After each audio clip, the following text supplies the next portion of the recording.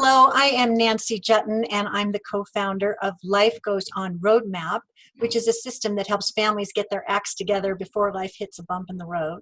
And from time to time, I like to interview amazing experts who have timely, relevant, practical, and game-changing advice to share that can help you get your act together wherever you might be taking it. And today is a very special day because my special guest is Tresa Leftenant. Hi, Tresa. Hi, how are you? Glad you're here. Thank you. You're probably wondering who the heck is Tresa Leftenant, and I'm excited to tell you. Tresa Leftenant is a certified financial planner professional and a financial planner and investment advisor. She's also the founder of Reinventing Her Money and the author of Reinventing Her, helping women plan, pursue, and capitalize on their next chapter. She works with a select group of successful professional women and their families who, among other things, aspire to be work optional in their lifestyle. Doesn't that sound intoxicating? She developed and refined a process called the Financial Reinvention Blueprint, which puts all the pieces of the financial puzzle together as life unfolds and needs evolves. Her work experience includes 30 plus years of experience in the financial services industry, operating her own successful boutique financial planning practice in Bellevue, Washington, which she started in 2003. And she's passionate about helping women understand their internal dynamic with money and how it contributes to their external financial reality. She's a trained facilitator in the Success Principles from Jack Canfield's book of the same name, and has much other training that really makes her special and different and preferred. And I think you're going to discover that as we get into our conversation. I want to point out that CFP stands for Certified Financial Board of Standards, and it is a very specific credential that takes years and years of test taking and has very high standards for ethics and that sort of thing. So we are in rare air here, people, with the CFP in our midst. So Tresa, so glad to have you with us today. Thank you. That was really a lovely introduction. Well, Thank you you're so much. such a lovely gal. So tell us about how you got this gig advising women about their money. Well, as you say, I have been a financial planner for many years and an investment advisor. And I developed an interest in money mindset coaching recently because of my own personal development, my own studies, and so on. Because what I found in my practice is that high-performing women who, do great at their jobs, they often sometimes fall into behaviors with their money that don't always serve their long-term best interests. Oh, you don't say. Yeah. So, I'll give you an example of a client. I'll call her Sylvia. Of course, that's not her real name, but, Sylvia has it all going on, right? She has the best suits, the best shoes. She gets her nails done every 2 weeks. She's got an executive level job. She has a walk-in closet. And when she gets a little extra money, she runs down to Saks Fifth Avenue and buys a new Louis Vuitton bag. And if you walked into her closet, you would be just like, well, she is just awesome. What's wrong with me? Well, recently I was talking to Sylvia, and she's 58 now. She's, getting close to a time where she's thinking more and more about what her future is going to be. And she admitted to me that she wished she had some of that money back that she had stored up on her shelf in her Louis Vuitton bags. And so, the good news is that I've developed a process that I can help women change the way they think about money. I call it money mindset. And also upgrade their financial planning skill set so they don't have to worry any longer that there might be too much month left at the end of the money, or that their nest egg isn't really growing. And so my clients have this tidy sense of satisfaction that their financial life is in order and their nest egg is growing too. I love that. Well, and who doesn't have a friend like Sylvia? Yeah. Maybe someone who's going to be watching our conversation today will identify with Sylvia and say, gosh, maybe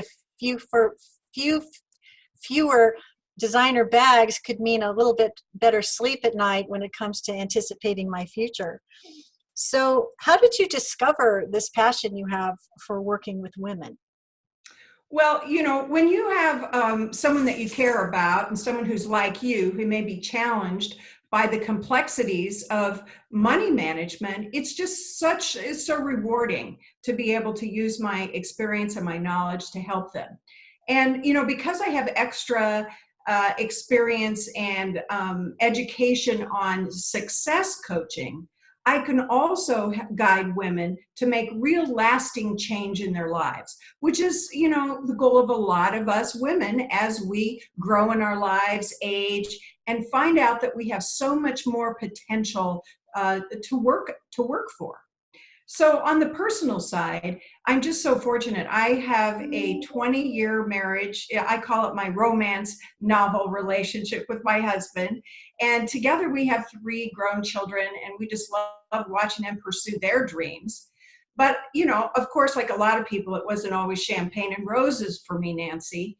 That woman that we talked about, Sylvia? Mm-hmm. Well, there was one time in my life where I was a lot like her. She was a lot like me. I spent my money on expensive suits. I had the best furnishings in my house. I went on trips and dined in fine restaurants. I lived like this high life, but I really couldn't afford it. And it went on for years. Hmm. I had zero money in the bank. In fact, the only balance that was actually going up was my credit card debt. And the number of times I got married, which was 3 before I was before I was age 40, I actually lived that definition of insanity, like that was me doing the same thing over and over. My darkest moment came when I hit the glass ceiling at my job, which I loved. And I had to really take a look and face the fact that I had created a lot of messes in my life, and I was the common denominator. Hmm. But the good news is that when I realized that, I thought, okay, if I'm the common denominator, then I have the power to change my fate. If it is to be, it is up to me. Hmm. So, with the help of some great coaches and mentors that I hired, I created this proprietary system to pull myself up by my bootstraps and clean up all my messes. And I've been, charging forward in my life ever since. So, Beautiful. as my life continued to elevate, I realized that guiding women to overcome their prior catastrophes and excuse me, life challenges so that they could change their fate with money or anything else in their life, that was really the highest and best use of my time and my life. Beautiful. So Beautiful. I'm hoping that your listeners today will get at least one wake-up call like I did, so they can see that they have the power to change their fate as well. I love that. And isn't it also true that it's never too late to change your fate? No, no, Because because, I know a lot of people that are like, well, shoot, it's too late for me. I didn't save enough up until now, and now I'm in the 11th hour scramble. What would you say to women that are worried that it might be too late for them to change their fate? well, we all have busy lives, and there's so much to focus on every day. So I think when it comes to money, as we talk a little further, I'll give you some more examples of how women just sort of accept where they are with money. There's a lot of reasons for that. So what Mm. I encourage women to do is take a look and really give yourself permission to pursue more of what you want, both with your money and just generally in your life. Okay, I'm going to take that challenge. I want to give myself permission for that too. Well, it is really about giving ourselves permission, isn't it? Well, and I'm arms wide open, and I hope our viewers are too. So you mentioned that there's some mistakes that women make with their money. How about you count them down for us and tell us, so we can decide if we're making them too and maybe what we need to do about it differently. Excited. Yes, let's do that. But first, can we start with a little survey? Oh yeah, let's do that. Okay, so let's just imagine that you won the Publishers Clearinghouse, or you have to fill out all those documents though, or the lottery. So, or maybe you inherit by surprise your aunt's fortune, which happened to a client of mine. So would you know the top 5 things that you need to do in order to make sure that that wealth would last your lifetime and maybe even be able to be passed on to your beloved family. So That's what we that's want a to do, hot question. You know, how many people ask themselves that? People I know, I mean, first off, wish and they hope, but they never imagine that it really was going to happen. So there are 5 things that we should do. I wonder what they are. So, well, there are some 5 things which we'll talk about another time, but why don't women, and particularly women, really plan ahead like that? And that's what I want to talk about now today. I want to give you some of the reasons that women's relationship with money and their results with money don't maybe come up to what they really dream about. So shall we start with the number 1? Yeah, what is the number 1 reason that women lack confidence with money? Okay, so when women, and I'm going to talk about a recent poll that I read, when women are asked to describe their confidence with money, this survey said less than 1 in 10 female respondents to this national poll said they had a good grip on their money. Now that's 10%. Said they had a good grip on their money, while 1 in 4 felt like they didn't know what they were doing at all. Now, here's the thing. We all have different levels of confidence about different things. And just because you feel very confident paying your bills, you may not feel that confident with how to utilize debt in a positive way. You may feel really great about choosing your 401k options, but you might not really understand how to pursue the idea of whether you need insurance or not. So you see, there's a lot of different aspects, complex aspects about money that we women feel confident in some things, confident in other things. And actually, money is like an equal opportunity confidence zapper for women. So here's the drum roll. The main reason that women can lose their confidence while making really important financial decisions is because they don't put their mind over their money. Now, you've heard that quote, mind over matter. So I use mind over money because that reminds my clients, reminds women that we have to think and we have to really explore who we are and how we think around these financial decisions so that we can make the best choices possible. So there's some great and important financial skills that women can learn to become confident in. For instance, having a spending plan instead of a budget. How to manage good debt and use it to promote your wealth building, as opposed to just using it to pay for things that you're impulsively wanting in the moment. Saving for short-term goals and what's appropriate there versus saving for big goals, like putting yourself through college or your child to the college of his or her dreams. So these are the kinds of things that keep women trapped in their financial circumstances that they don't really like. Okay, and so that's sobering. What is the second reason that they stay stuck in circumstances they don't like? Well, one of the things that we can do is release our guilt over what we have done in the past. Because doesn't it seem to happen, Nancy, that our past seems to inform our future because we think, well, I've always done it this way, so I'm going to do it the same way in the future. And we can interrupt that thinking and get our mind over our decision making. So let's just take credit card debt because, that's one of the things that I overcame. And, women sometimes tend to lean on credit card debt in order to have the life that they really want to have, right? And there's a way to transition away from using credit cards to really planning for it. For instance, our friend Sylvia. So what we ended up doing for her is letting her set up 3 different accounts. So one account was a fun account, and she could decide how much she wanted to put in there so that she could enjoy her life now. The second account was a travel account, one for some short-term weekend jaunts with her girlfriends, and then another big trip to Australia that she wants to take in 5 years. And finally, that big retirement goal, which can be a big confidence zapper for women, because we have to push that big rock up that big hill for a very long time. But when you take the small steps now, then they turn into big steps later. And that's how you have more confidence. I love that. So 3 different buckets, one for fun, one for what was obviously Sylvia's passion of travel, and the other is planning for the future and her secure retirement. Love that. Yes. So there's a takeaway right there. Do you have your money set up in different buckets so that you can guilt-free pursue those passions, knowing that you're not overspending given the resources that you have?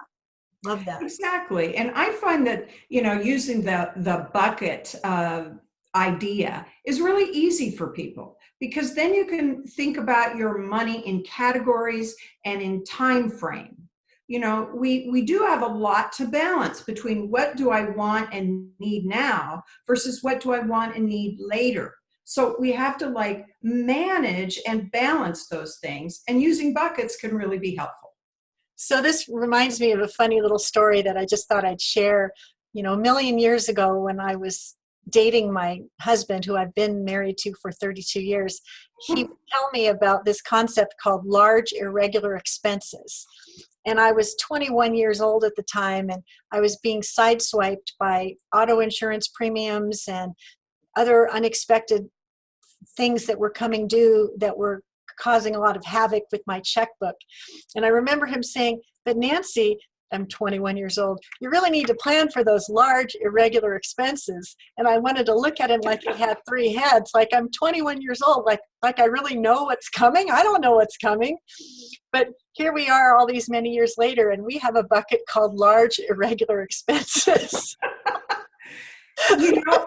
I love that story, because we get to name our buckets, whatever, makes us feel, like it's personalized, like it's us.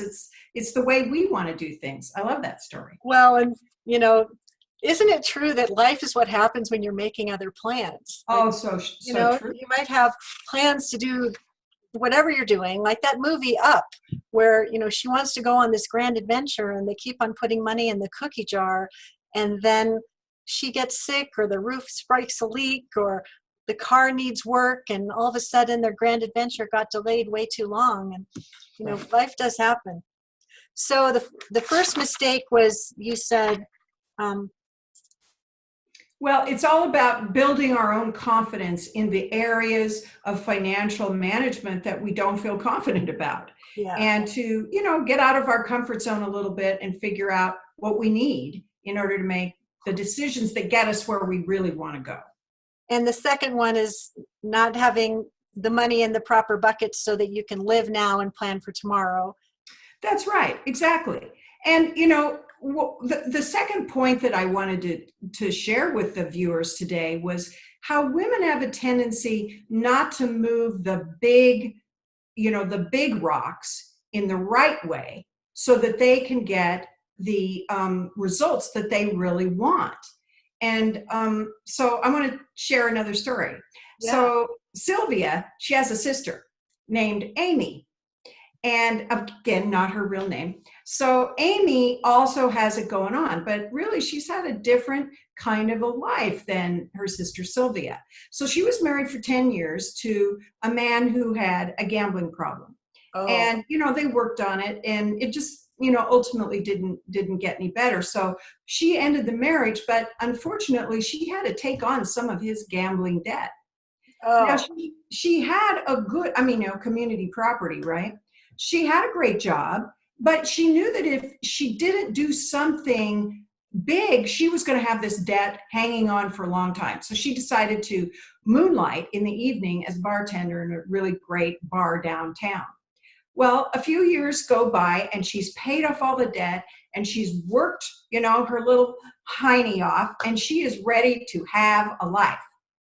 So she says, okay, the fastest way to get to the 1% is to marry a rich man, which she did. Last fall, she had this amazing wedding in a castle in Spain. Wow. And now she sort of follows her busy businessman husband around and travels when she can with him. But a lot of the time she's at home, and they have a great boat on Lake Washington. Well, she invited me over there a little while ago, and we're sitting there sipping champagne. Sounds And I lovely. noticed that she was like looking off, into the space. And I said, "Hey, Amy, why so glum? What's going on?" And she said, "Well, I have to admit that I'm lonely. I don't get as much time with my husband. I thought I would be happier when I booked that castle in Spain. And when I think about my own life and my own financial security, and I really don't have it anymore because I gave up my job. And I think back to the times when I was working, and those were the good old days."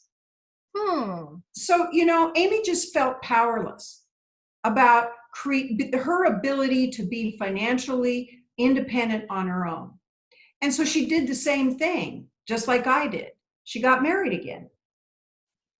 And I'm not against marriage. I love marriage. But the point is that women have a tendency to lean on men for their financial security and their financial independence.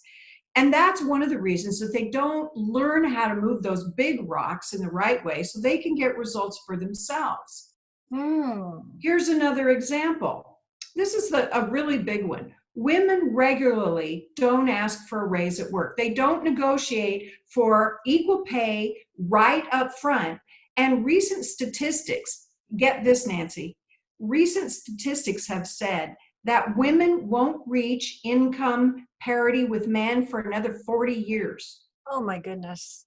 Now we have to take that on, ladies. That's too slow for our kids and our grandkids. Well, there's a book out there called Women Don't Ask, Negotiation and Gender Divide, and it's written by Linda Babcock. Well, in that research, she shows that women who learn how to negotiate end up with it as much as $1 million more in earnings over their career, over their lifetime. So I just have to ask, everybody listening, wouldn't you like to have $1 million more? And wouldn't that be worth learning how to negotiate so you could move the big rocks? I love that. So what I'm thinking about is something that one of my other colleagues has said, Dr. Susan O'Malley. She says, you can't marry your destiny. You can't marry your destiny.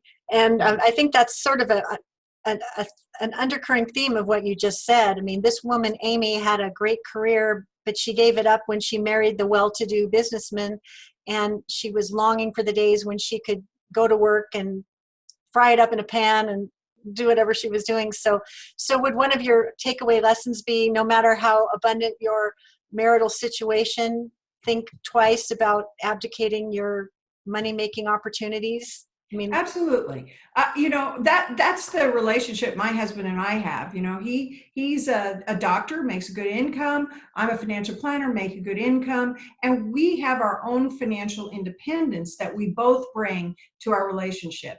And, I think that if I can help any other women achieve that feeling of power and ability and potential, that's what I'm all about. I love that. I love that. So what is another big change that women can make to have more financial freedom? Well, here's one of the ones that I think is just so important for women to learn how to do. And so I'm going to ask you a question that might surprise you. Okay, Nancy? Okay, I'm ready. Okay. Would you rather talk about sex or money? Well, of course, it depends on the situation and who you're talking to, right? Both are kind of hot topics, I think, but yeah, dicey too. They are. Money is a topic that we are taught in our culture that we shouldn't talk about, and especially for women. But if you answered that question, if you hear that question and you really kind of check in with yourself, if there's any resistance to talking about money, like if you actually said, no, I'd rather talk about sex, then that's an indication that you may have some trouble in your relationship with money. And if you do, then you can figure out what that is with some help and guidance, and maybe, get over it. So let me give you an example about that. But first, I want to explain to you what it is that keeps women from talking about money, and why it's very important that women learn to talk about money in a more relaxed and open way. And Bring it that on. is because of power. You see, money and power are woven together. And generally, women are just uncomfortable talking about power, aren't we? We are not meant to be the power of a relationship, for example. We're meant to be the supporter. But when it comes to being financially independent, it requires that we take on a little of that power. So here's just a little transparent share. I'll extend here. Okay. I grew up in the era of Gloria Steinem and women's liberation and bra burning demonstrations and women can do it all, and that was Yeah. sort of a new message in my earlier youth. And so I always wanted to be like Mary Tyler Moore and throw my hat in the ring and have my own apartment. It was just the way it was for me, right? And so then I get married, and for the longest time, I think I was surprised. And my husband had a good job, and I had a pretty good job, and we were cooking along with gas.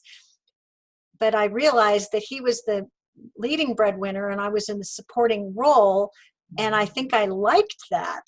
Mm-hmm. And I was confronted by all this social unrest and thinking, didn't I really believe all that when I saw it? Yes. And then what ended up happening was there was a period of time post-recession where my husband made a change in his career, and Mm-hmm. I made the decision to kick it up a few notches so that I would be the lead breadwinner. Mm-hmm. And what I noticed is that the balance of power in the relationship changed, and it was very uncomfortable for both of us, because before he would make the decisions about a car he would want or some material item that was expensive, and I would never say anything about it because I was the number two, and I figured if he worked hard, he should do what he wanted. But when I was in the number one position, sacrificing time with my newborn child so that he could retrain, I had a whole different feeling about it.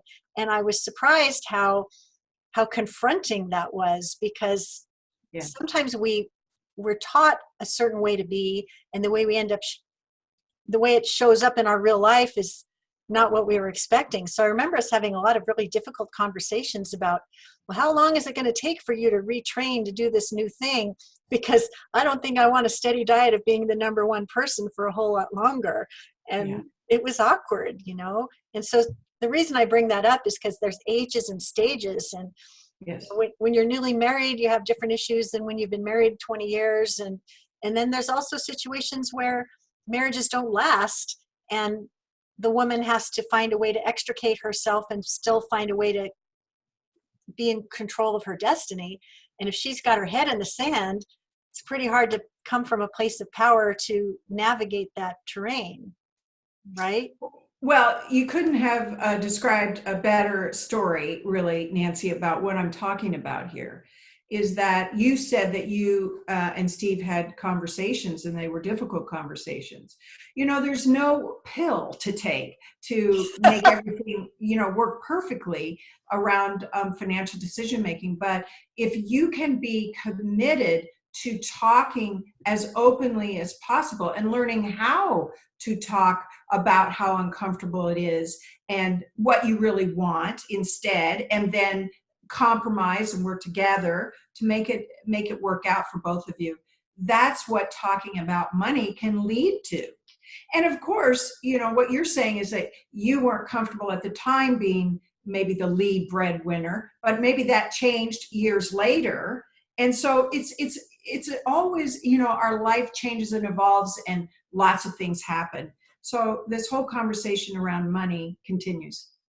Well, and since life happens to us all while we're making other plans, I think it was John Lennon wrote a song with those lyrics. I mean, sometimes it's all wine, roses, and unicorns, and everything's great, and then the bottom drops out, and you're forced to have conversations about this that require setting up new buckets for where the money's going to go, and buckets that maybe you weren't even expecting, like medical care or long-term care for a parent or something like that. And wading into those kinds of issues, that's like a whole other category of challenge that could be really well navigated with a co-pilot to help make the right decisions, because not all long-term care policies are the same. Right. And some of that stuff is kind of technical and difficult. So how do you really, I mean, having someone to show you the way when you are faced with those kinds of things. I think that's what financial planning is not just being with people when investment management and financial planning. It's not about always managing for the good times. I think people in your profession demonstrate their greatest value when life hits the fan, because that's Right. when you can really be the voice of reason in a sea of doubt and guide people to navigate whatever might be next with some sense of peace of mind, right? Well, exactly. It turns out that you can set your goals and have a plan to meet those goals, and you can choose, investments and insurance and all these things that are a part of the sort what I call the outside process of financial management. But unless you are willing to really work with yourself and have someone understand who you are to get you through the difficult times, to help you understand why you feel some way, or why you're resistant, or why you want to, abandon the plan that you have. It is really about the day-to-day relationship and communication with an advisor that really makes the difference about whether you're successful or not. Mm-hmm. Absolutely. So, um, what about releasing our money stories from whenever we were growing up with our parents? I mean, is there some of that you deal with in the work that you do, or things that you would say to folks that are listening about how to create a new story that might be more abundant and preferred? Well, I've talked to all sorts of women for many, many years about their money, and there, it takes all kinds to make up a village. And so many women are not really as affected by their inner money dynamic than others. So it depends on what we see in behavior with money that can help us understand. Like, for instance, the reason I got into so much trouble with credit card debt, and why I really did, struggled in my early years, was because of the messages I got from my mom and dad, Ivan and June. June had a part-time business. She taught knitting to people. And so the money that she made was, it wasn't a lot, and it didn't really contribute much to the values, or to, whether or not our family was thriving. And I noticed that as a young girl, that she worked hard all day at work, and then she would come home and she worked at home, that whole standard, female role. But my father, he was a banker, and he was a big man around town. He loaned money to people. So he was the one that made the money for the company, for the family. So he was the one that got everything his way. My dad wanted to be wealthy. He had all these outside things that he was always doing to try to, really hit the big time. While my mother was home, like bent over the spreadsheet, trying to make sure that they could pay all the bills. And that affected me. I imagine the people that are watching could think about their own family upbringing, and that there was may have been some disparity between what one message was and the other message. See, I had scarcity and be an entrepreneur at the same time. So women in particular, I think are affected by the message that we are meant to be careful with money, to save money, to not pursue wealth, where men are encouraged from a very young age to, be as wealthy as you can, do whatever it takes. So I often, help my clients understand their money messages, and then try to determine, how is this impacting my ability to move forward or not toward what I really want. And of course, as I said, many women have what they want, and that's wonderful. But for those women who feel trapped by their financial circumstances, sometimes looking into both our family money messages and our cultural messages. I mean, think about it. We're coming up into the holidays. And if you look at all of the buy, buy, buy messages, they're mostly directed at women. And most of what we hear is that women control most of the money, women make all the buying decisions. Well, I want women to make the investment decisions, and the saving decisions and the big goal decisions, so that she feels that power of being financially independent. Because one of the greatest fears that a lot of women have is that they'll be living in a van under a bridge with their cat with too much month left at the end of the money. And what they'd really rather is to be living comfortably in a home that they enjoy, where there's enough to accomplish whatever their heart's desire that really matters to them. Right? Well, of course. And, don't forget clutching a Louis Vuitton bag when you're under the bed. I actually have a lot of women tell me that they have the I'm going to be a bag lady fear.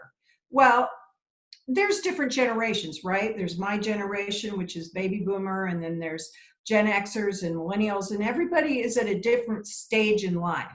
So wherever you are, there are actions to take now at this phase of life, and to think ahead of what you really want to experience in your life.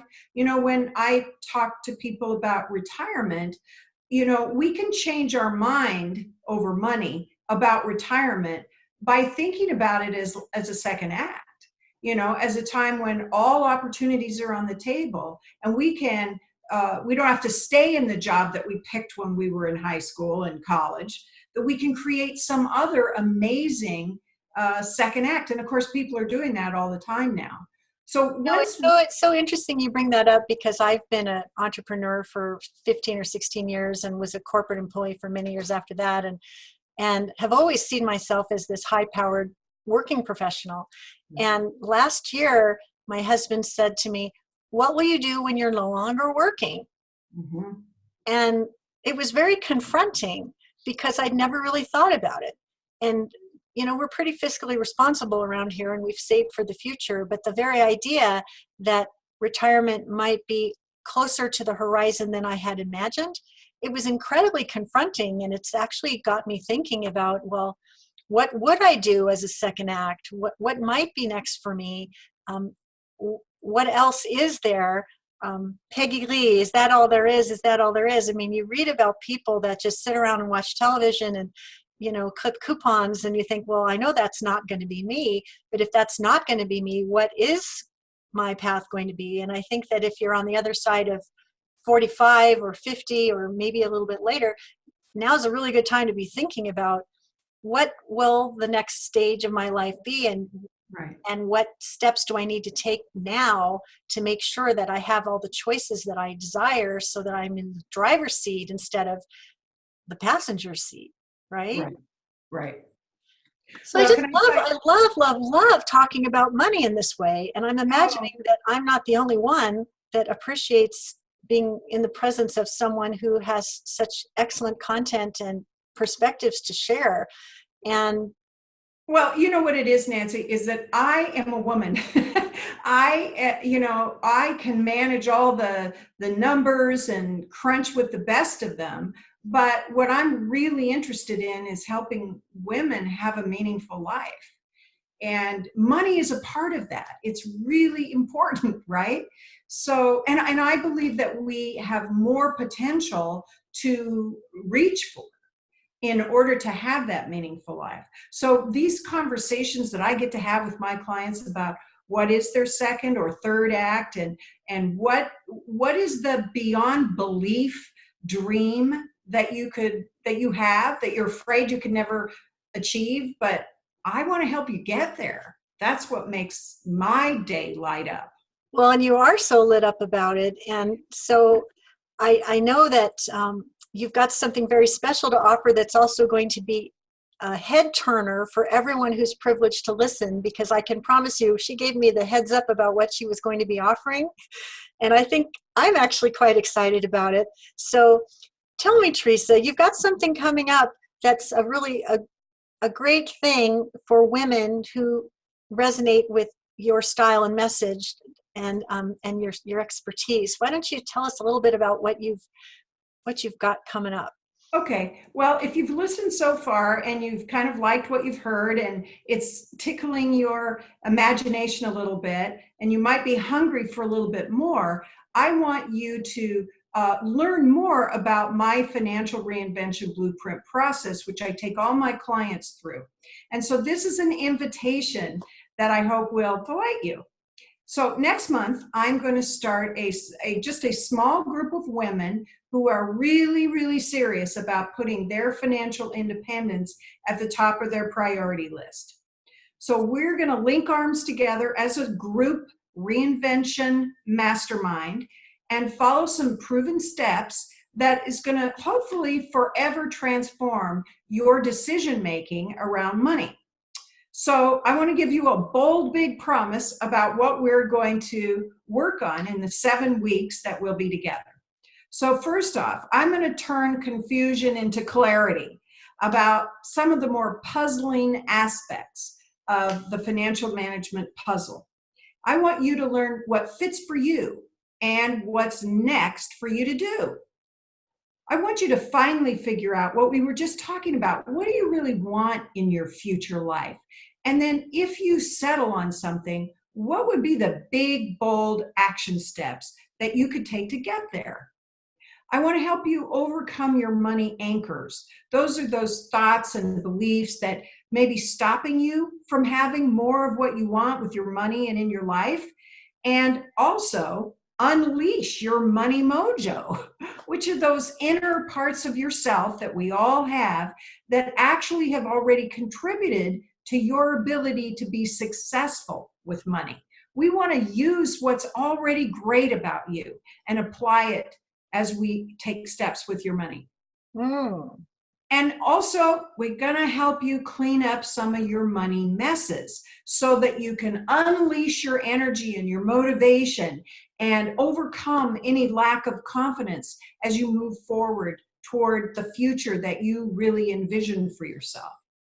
And there's so much more we're going to be able to talk about. This is a mastermind where we're going to talk about a lot of aspects of money. Like, for instance, how to talk to your family members, your spouse, your children about your financial situation, how to raise money smart kids, how to thrive if you are lucky enough to be one of those sudden wealth people, win the lottery. You know, even some topics like, okay, you got to reduce your taxes, and what are some secrets about how to invest your 401k and your other money? Those are the things that we're going to touch on in our 7 weeks. So this will be a virtual mastermind that will meet once a week. And here's the great news. This particular one is free. What? It's my gift to you. Wow. This is my way to pay forward all of my my learnings and my experience. It's probably not going to be free in the future, but this one is free. And of course, if you decide along the way that you want to chat with me because you like my style or my approach and you want to see if I could be a long-term guide for you, then we'll talk about that at the time. So, okay, Nancy, that's what I'm offering. So do you want to know how to sign up for the mastermind? I do, and I also want to first say, what a wonderful opportunity to be in the presence of an expert such as yourself who can facilitate these conversations that we've all been thinking about, but maybe we didn't have a sisterhood around us where we could explore, debate, discuss, and learn and create actionable strategies that would really pave a path to the bars of gold that we're all anticipating. So I think it's just wonderful. What a generous gift to extend. So how can we be part of it, and what next steps do we need to take? So for this mastermind, it's really simple.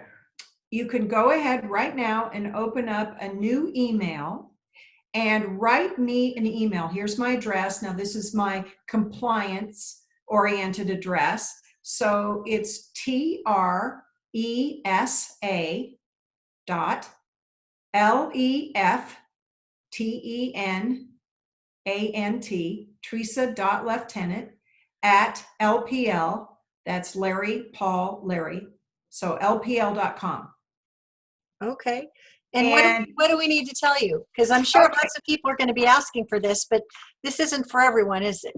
no, it really isn't. It's for people women that are highly motivated to move themselves forward in a big way, and they want to talk about money. They want to learn about what they don't know. They want to share. They want to take action. This is their time. And, we mentioned sometime when we were talking about the time. Is the time right? When is the time right? Is it too late for me? No, it's never too late to make a different decision. So in the email, I want you to tell me on a scale of 1 to 10, where 10 is, I'm so committed, I'm ready to get started, please sign me up. And 1 is, oh, I've been taking a nap, is it over yet?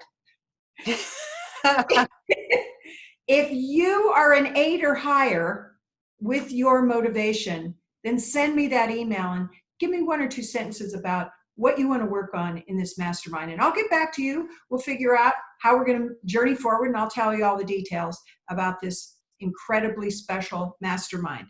And so what I want to leave you with is that as a member of the mastermind, this is what we agree to.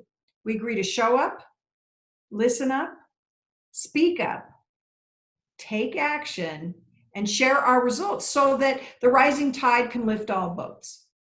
I love that. And if folks love this, it's like a 7-week journey that they can get this powerful confidence building curriculum, conversation, and clarity around their goals. Absolutely. If they feel called to work with you more deeply so that you can become their financial advisor and wealth manager, then you can have a conversation about that, and maybe you're the answer to a prayer that they've been looking for. And wouldn't that be a beautiful outcome for everyone?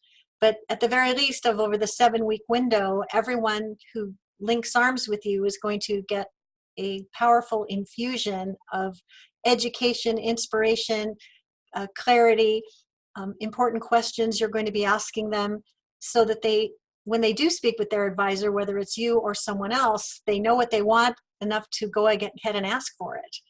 Absolutely. It is time with me, one-on-one. I'm the one that's there. And so question and answers and the ability to really get personalized attention it's pretty unique to have that. Well, and I think being in a community with other women who have similar issues, Yes. I think that adds a whole other layer. Will there be a Facebook group so that folks can connect with each other and ask questions and that sort of thing? Absolutely. These will be Zoom calls and with a Facebook group, so that homework will be assigned. And so I can interact during the homework times and help you get through it and answer questions. So it should be just a really abundant and profitable period of time together. Having these private masterminds is one of the biggest exciting and honorable things for me to do. And I really love helping women reinvent their money. And I love doing it in a group format where we all get to work on things together. Well, your enthusiasm and passion for the subject matter is just bubbling over the top, and I'm just so honored that you would invest time to chat with me about these important mistakes that women make. So let's just circle back and remember what the top 3 of them were. The number 1 reason women lack confidence with money is they don't have their mind over their money, and that's something that can be developed. And they also don't move the big rocks with the right way to reach their biggest results.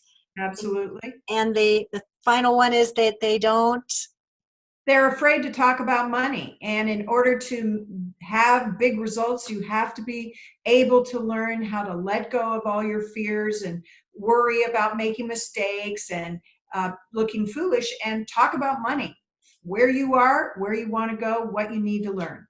Absolutely.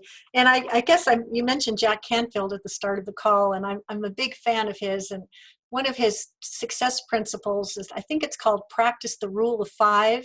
Yes. And he says, even the biggest tree in the forest will come down if you take 5 swipes of an axe at it every single day. And I think that what you're offering is really 7 weeks of the opportunity to take swipes of the axe at the money discussion, the money mindset, the money skill set, so that folks can master their money and manifest the life that they intend. And the fact that you're offering this as a generous gift of mentorship with 0 price tag for the privilege of having the opportunity to change these lives is just a beautiful, abundant blessing to so many. And my fondest hope for you is that there will be many, many women that are enthusiastically saying yes and showing up every week to get the bounty of your brilliance. Thank you, my friend. That's what I look forward to. Again, it would be my honor. And, one of the things I didn't mention, which I want to make sure we do before we end, is the amazing roadmap organization system that I use, that you created. It's brilliant. It is a way for all women to have everything organized for their families and in case something happens. So I really am grateful that I have that system available in my practice. Well, I'm so glad to have you on board, because I tell you, we want to touch and transform 1 million lives with the system. And my call to action is, if you're not familiar with Life Goes On Roadmap, there's a useful free gift you can download. It's a Get Your Act Together Getting Started template, and it will help you organize your life. You just need to go to lifegoesonroadmap.com. It's a digital download. When you get it, be sure to talk to Tresa about it, because she will kick you into whole new gear about getting your act together. Because as we said before, life is what happens when you're making other plans, and women have got to be able to pivot so that they can achieve whatever it is that they intend for their lives. And the time to do that is right now. Well, here's what I know about this process, your process, the roadmap, or anything else. It's a one step at a time effort. It's nice to know the steps that are coming ahead. That's what a plan is for. And that's why having a process is so important. Your roadmap is a process to financial peace of mind and organization. And my reinvention blueprint is a process where you pursue the dreams and goals that are really important to you. So it's what a powerful combination. Yeah. I think it's time to do it now, and I'm going to sign up myself, because you know what? I'm married to a financial advisor, but some of the conversations we have are not the kind of conversations we've had like this one. Nothing like talking to other women, right? Yeah, there's nothing like it. So if you've joined us by replay, I hope you've gained great value from this great conversation with Tresa Leftenant, CFP. And if you have questions for Tresa, the email to reach out to her for is tresa.leftenant@lpl.com. That's TRESA.LEFTENANT@lpl.com. Go ahead and say, yes, I'm a 10. I want to be linking arms and joining that mastermind, so you can be talking about money and making some mojo happen now and forever. I know you'll be glad that you did. Tresa, thank you for being such a gracious guest. I loved having you, and I can't wait to hear about all the amazing transformations that unfold as you work your magic with these lucky, lucky women. Thank you, my dear friend Nancy. Thanks for a great conversation. I so appreciate it. My pleasure. Bye-bye for now.